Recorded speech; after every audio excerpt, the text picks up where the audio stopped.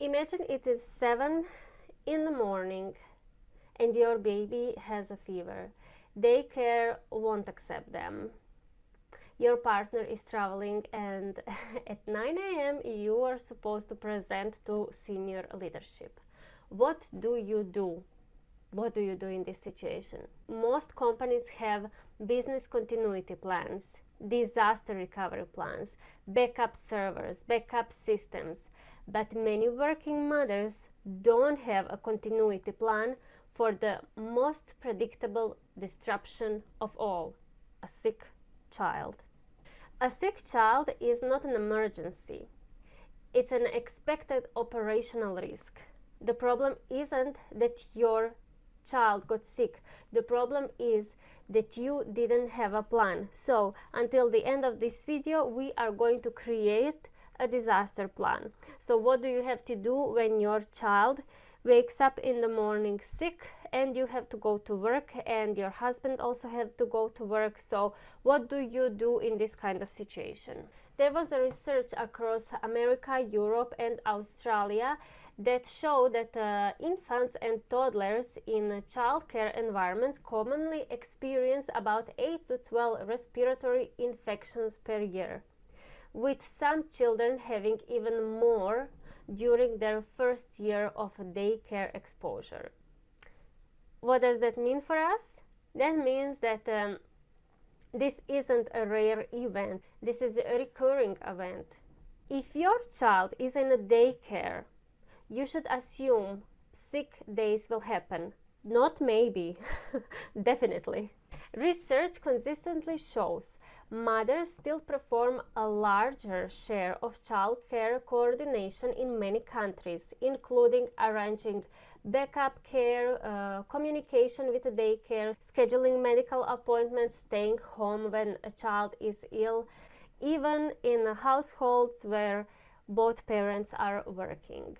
The stress isn't only my child is sick, but also I am now managing a logistical crisis. How does it look like when you have to organize your disaster crisis management plan? You first have to have your team of people, adults preferably. If you are not an expert, then probably you will have grandparents, which is great. And if those grandparents are living somewhere close to you, so that part is amazing.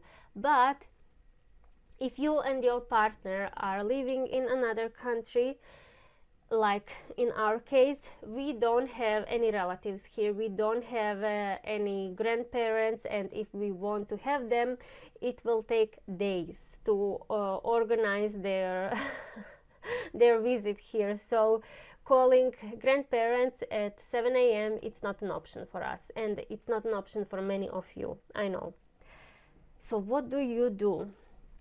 Since you have to expect that in average you will have maybe one sick day at least with your child, you already have to find a nanny on call, for example, because first of all, the daycare will not accept your child when the child is sick, when the child has a fever. It will be no, the child has to stay at home. Yeah. So what do you do? Yeah, I mean, it's easy for me to say just stay home, your child is sick, but you have also very important meeting at your workplace, so it's not so easy, right? Well, in that case, nanny on call is amazing option for you. You have to find a nanny on call before disaster happens. Yeah, maybe while you're still pregnant, or maybe in the first week when you are going back to work. It's never late, of course you can find it now, but it's good if you already have one before the disaster plan starts happening. Yeah, you don't always have at your workplace difficult situations and difficult meetings. Yeah, I assume you don't have. Maybe you have an inspection in 1 week from now that will last for 3 days. Then you will call your nanny on call, and you will tell her, listen, next week from Wednesday to Friday, I have very, very important meetings that I have to attend. I have to go to work. I cannot do it at home. And I would just like to confirm you will be available for me if my baby will be sick. So you are not saying that your baby will be sick because you don't know. It's next week. It's not now. But you just want to let her know that you have something at your workplace that you really, really have to do. Your husband also, let's say. So none of you is available. Yes, your baby goes in a daycare, but they will not accept your baby if the baby is sick. So you are going to call your nanny in advance to tell her to be ready, let's say like that. Be ready. That doesn't mean that your child will get sick, of course. It's just your disaster plan for this kind of situation. Yeah, and then after that maybe you will be not having any important meeting in next 4 months, and then after 4 months you will again call the nanny and tell her, look, next week these days I have something very important and your husband has something very important, none of you can do it, so this is the thing what you are doing. If in any case your husband can stay home, this is probably a cheaper solution, so you will let your husband stay home and he will handle the things. But I'm talking about this plan, what if your husband also has to go to work and he cannot stay at home, so none of you are here to help your child. So in that case you really have to have someone else who will quickly come and stay with your baby, and after the meeting or after the inspection is done, you can come home if it's possible from your workplace. You can come home and be at home, but yeah, if you really have to go there, then a nanny on call is the best possible solution that I can think of.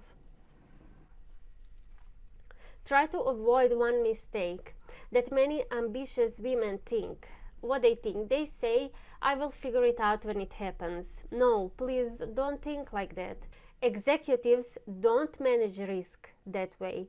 Pilots don't manage risk that way. Engineers also don't manage risk that way. So parents shouldn't either. What if your child is sick, and yes, you do have a meeting in this morning, but it's not so important meeting, and maybe you can skip work so that you can be home with your child. What do you do in that situation? You should say like this: my child is unexpectedly ill this morning. I will confirm within 30 minutes whether I can attend live or whether I need to delegate today's presentation. See what is happening here? You're not apologizing, you are not dramatic. You stay professional, clear, and solution focused.